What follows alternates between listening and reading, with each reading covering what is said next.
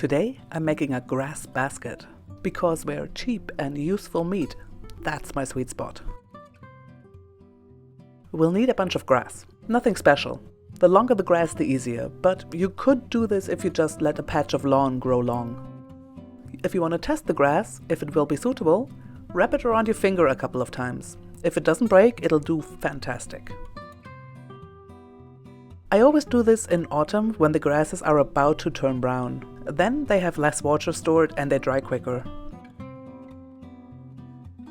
I've cut back a bunch of grass, and because I did this on a rainy day, I let the basket stand under cover overnight.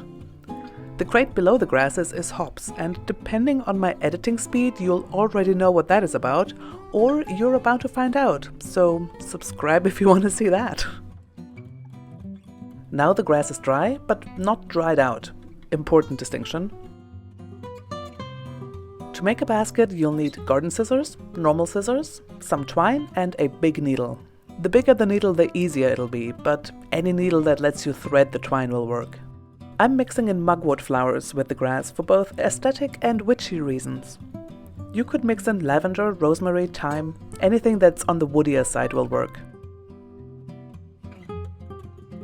Let's start by threading up the needle.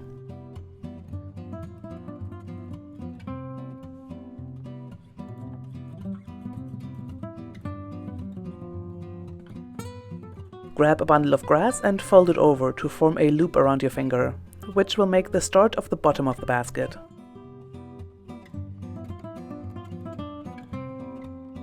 Tie the end of the twine into the loop. Turn the knot into the middle to hide it, and hide the end of the twine among the grass. Holding the grass while making a knot is pretty fiddly, but eventually I managed it.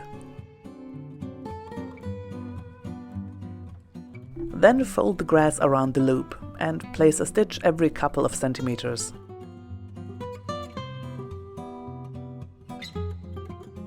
As you go around, bring the twine around the outside and push the needle down through the previous round to catch a few strands and attach the new row to the old ones.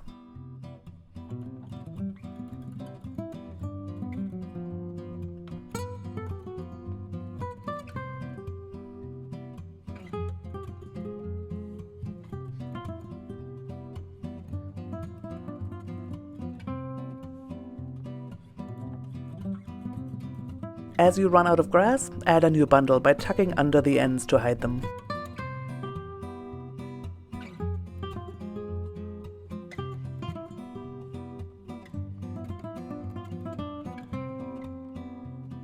Once you're done, you can clean up any bits that stand away and look messy.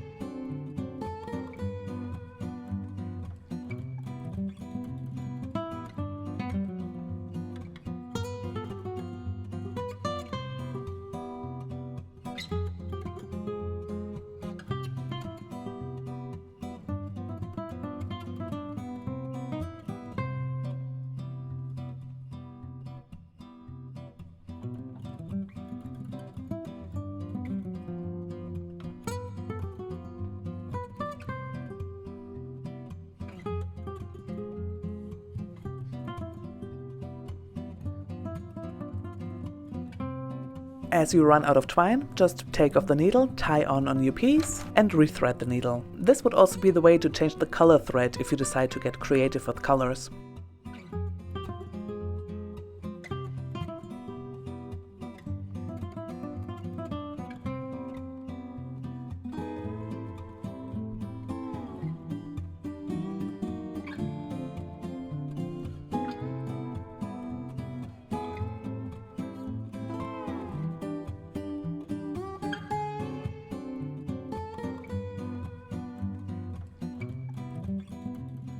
To hide the knot, pull it down to sit in the grass, and cut away the ends that still show once you're done.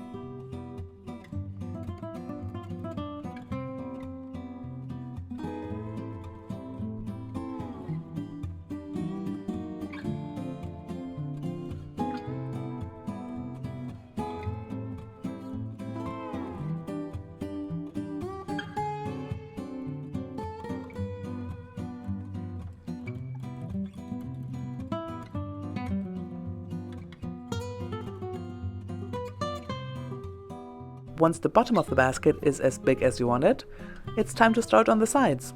Just flip the bundle of grasses you're working with over to sit on the side of the previous row, rather than keep going around as before.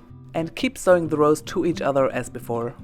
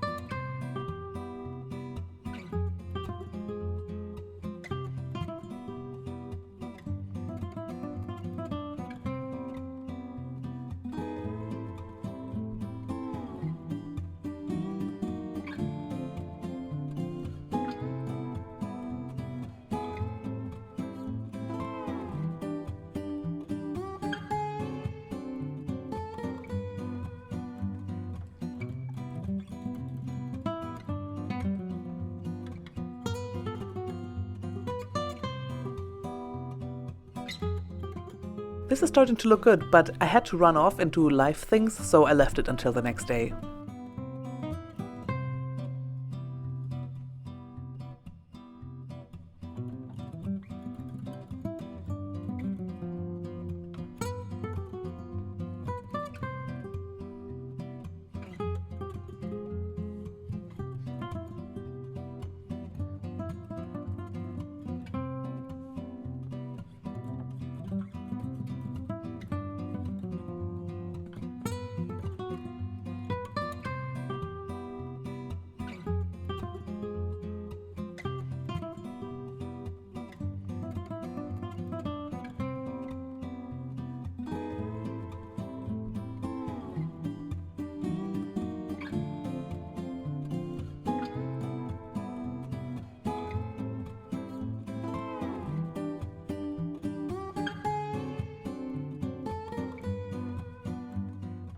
As you get to the height you want your basket to be, check that the sides are equal, if that's what you want them to be.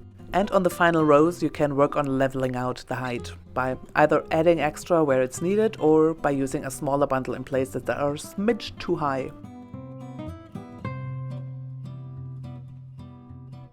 Once you're happy with the height, cut the ends of the grasses at an angle and add a couple of extra stitches a bit closer together to secure them.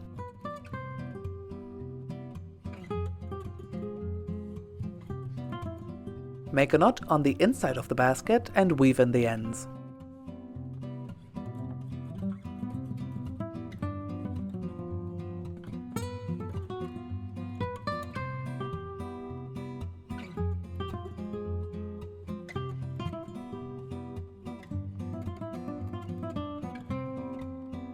Cut away any scraggly bits of grass until you like the look.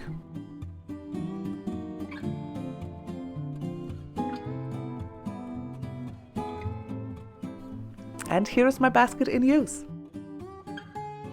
If you're wondering about longevity, I made this one for my mother 4 or 5 years ago. She's used it continuously since, and it's still looking pretty good.